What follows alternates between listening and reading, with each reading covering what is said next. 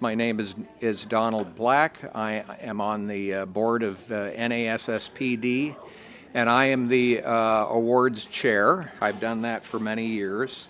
And I have the pleasure of announcing, let's see, 1, 2, 3, 4, 5, 6 awards. 2 of them will be surprises to audience members. The other people know.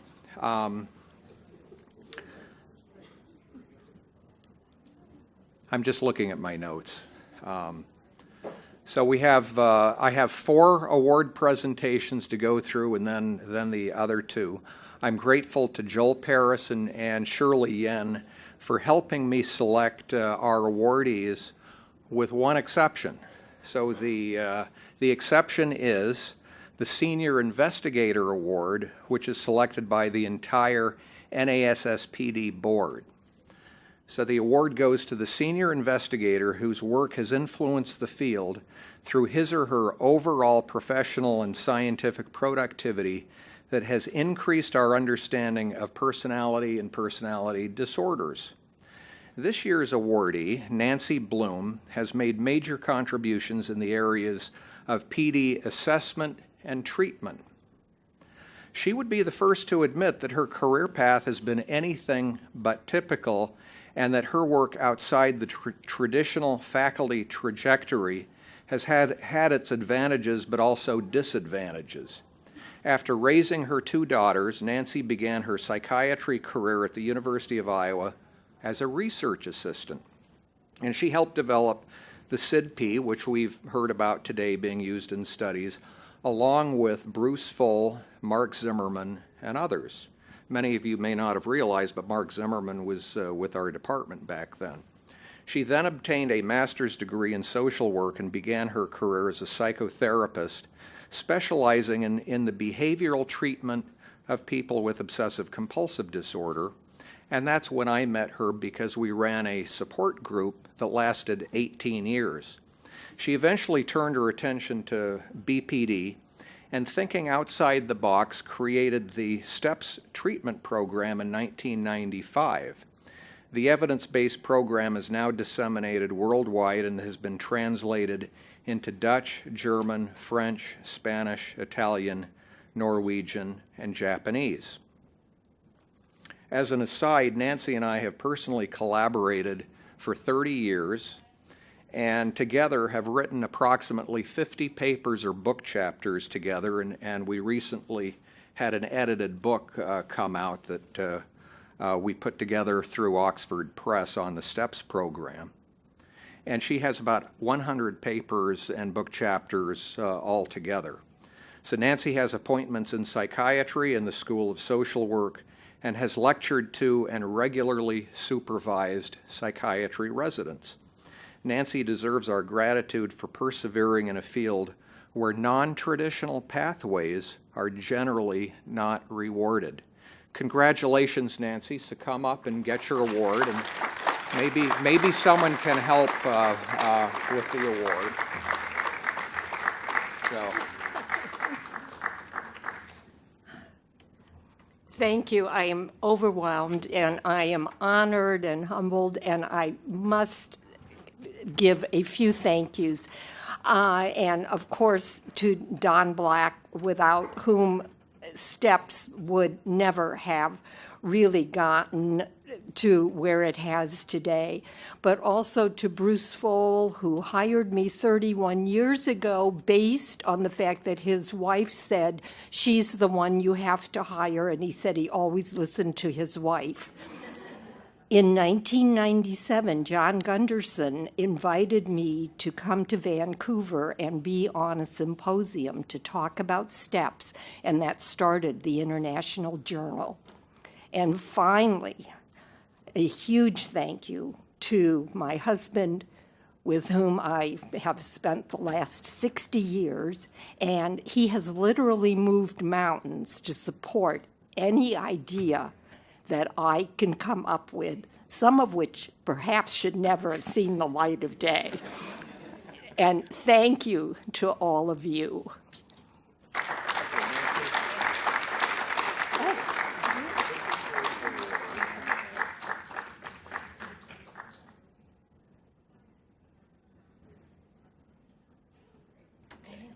Okay, and then we have a box over there. Okay, great. Okay, let's move to the next award. The Mid-Career Investigator Award honors the achievements of a mid-career investigator whose overall professional and scientific productivity has increased our understanding of personality and personality disorders. This year's awardee, Chris Hopwood, clearly merits that description. He is an associate professor of psychology at Michigan State University, where he has thrived. He received his PhD at Texas A&M and completed an internship at Massachusetts General Hospital. He's been unusually productive, and at this point has 136 articles, 26 book chapters, and 5 books, all since 2006. His focus has been on interpersonal processes. His work has been consequential, as indicated by an H index score, I'm sure all of you know what that is, of 36. This is an amazing accomplishment at this stage of his career. Let me quote from one of the nominating letters regarding one of his recent papers. This article highlights Chris's deep and abiding concern for the interpersonal core of personality pathology, interweaving significant theoretical and empirical considerations with important and critically important clinical concerns. The field of personality disorder is greatly enriched by the contributions of this remarkable scientist. Congratulations, Chris. Where is Chris? Oh, there he is. Okay. Okay, just real briefly. Thanks a lot. I'm really pleased to be a member of this society. I want to dedicate this actually to one person who's had a tremendous impact on my career, and it really is the lifeblood of the society. That's Mary Santorini. Thanks for all of your help.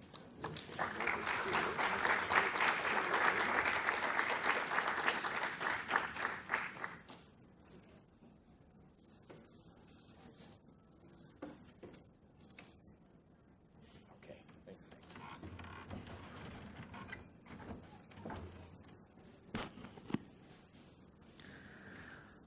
The Early Career Award honors an early career investigator whose work shows an emerging trajectory of professional and scientific productivity, and through his or her early contributions has increased our understanding of personality and personality disorders or their treatment. This is a new award added for this year, and the first awardee is Aidan Wright. Aidan received his PhD at Penn State University and completed an internship at the Western Psychiatric Institute, mentored by Dr. Paul Pilkonis. Subsequently, he completed an individual NIMH postdoctoral fellowship at the University of Buffalo in 2013 with Dr. Leonard Sims. He then joined the faculty at the University of Pittsburgh in 2014. His work aims to improve our basic understanding of the phenomena that differentiate adaptive from pathological functioning, to develop novel ambulatory assessment methodologies and techniques, and to use these novel techniques to identify clinically actionable targets for intervention. Dr. Wright has had a remarkably productive career. He has published 98 peer-reviewed manuscripts or chapters and has given over 100 conference presentations. He's been cited more than 2,500 times and has a current H-index score of 26. He is the incoming president for the Society for Interpersonal Theory and Research. Congratulations, Aidan. Where's Aidan? Okay. And if you wanted to say something else. Thank you very much. I'm also very grateful for this and honored by this. I would like to say that this level of productivity doesn't come easy, but it comes with working with a lot of great people, and a lot of them who are here in the audience, like Joe and Stephanie and Lori and Chris in particular, who's been a major collaborator of mine. So thank you very much.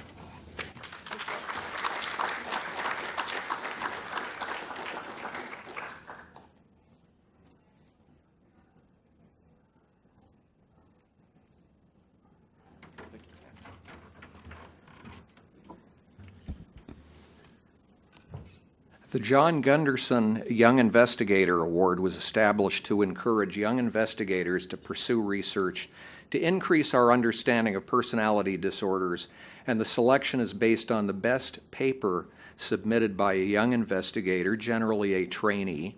This year's awardee is graduate student Leah Rosenstein. Where is Leah? Okay, there she is, okay.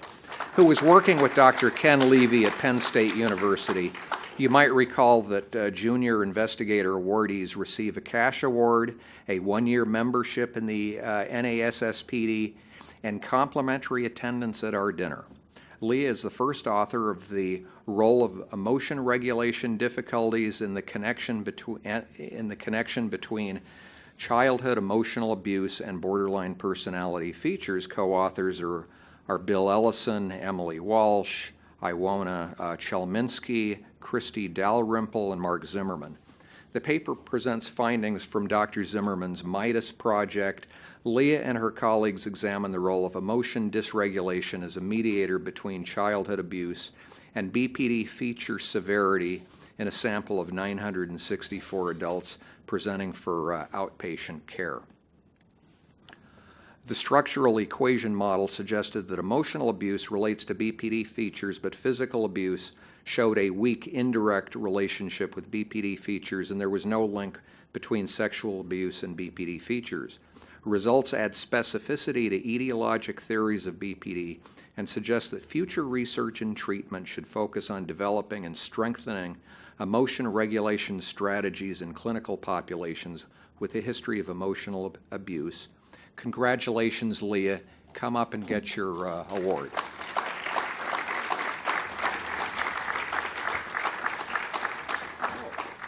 Congratulations. If you want to say something, that's fine. Didn't realize I had to say anything.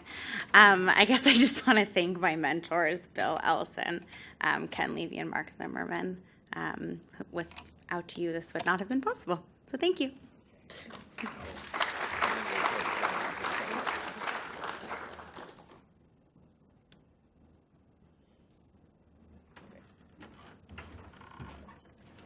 Okay, we're on the home stretch. There are 2 awards left. So each year, we honor the investigator who presents the best poster. So many of you may have noticed me and others going around. I usually did not talk to the presenter, but I examined the posters, and we put our heads together, and let's see. And this year's winner is Alaptagan Khan. Is he here? I don't see him here, but his poster was childhood maltreatment and borderline traits in young adults, a type and timing specific analysis. And those of us who were examining the posters felt it was sophisticated, it was well presented, and very deserving of an award. He will receive an engraved glass award at some point. And if any of you know him or see him, please tell him that he, oh, you know, okay. Please tell him, share the good news with him. Okay, so Dr. Zanarini assured me that she will. Okay, now we also have started a tradition of awarding an engraved glass award to the best speed data talk. So as the group were presenting, I was sitting in the back carefully evaluating, and other people were, and we put our heads together and decided that Ben Johnson should get that award this year. Is Ben here? Ben is not here. Is he? Okay, so at any rate, his presentation was understanding dimensions and types of BPD through factor mixture modeling. And by the way, all of the speed data presenters did a fine job. I was very impressed, and they were all on time. Last year, they were not all on time, so I took points away.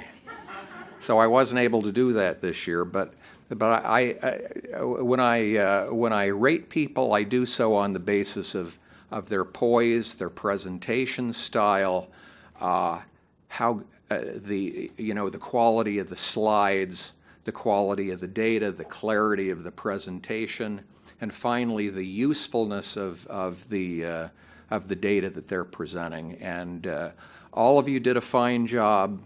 Ben, I thought, just went a little beyond what the others did. So at any rate, thank you for listening.